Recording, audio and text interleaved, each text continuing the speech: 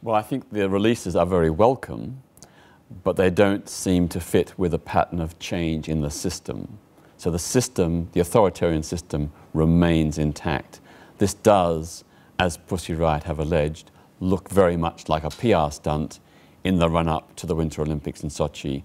President Putin has been really stung by the international criticism of his crackdown on dissent and protest in Russia. And I think this is his way of trying to deflect that criticism and stop any more world leaders deciding to not go to Sochi.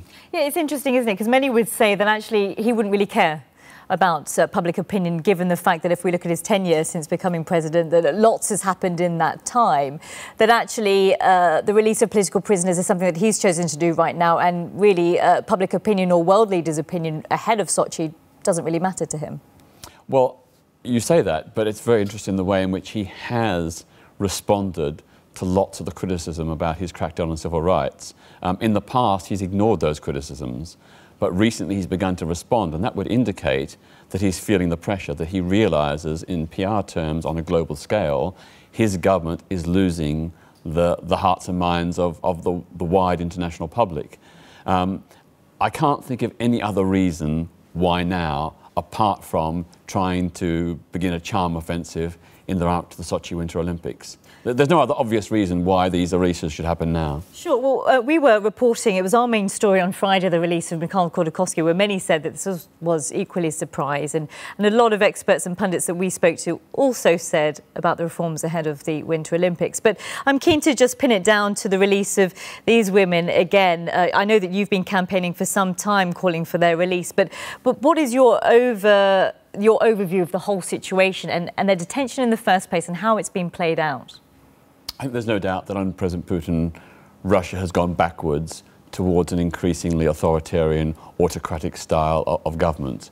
You know, we've seen so many attacks on peaceful protesters. Even senior citizens protesting for better pensions have been subjected to violent attacks by the police. There's been the arrest of opposition leaders, the harassment of environmental campaigners, not just the Greenpeace Arctic 30, but many other Russian environmental activists who are speaking out against ecological destruction and through industrialization and toxic releases in their own country. So there's this pattern of repression.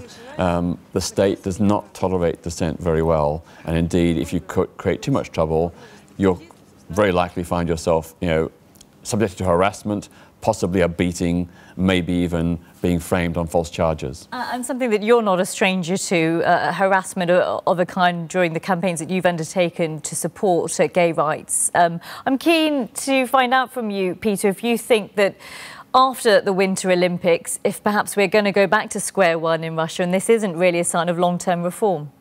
Well, I think we're already at square one. I think these releases are exceptional. You see as progressive in any way? Well, no, it is a good move, but I think it is motivated by a desire to charm the world and to soothe criticisms in the run-up to the Winter Olympics. I think the system as it is has not changed. These releases are just temporary blips.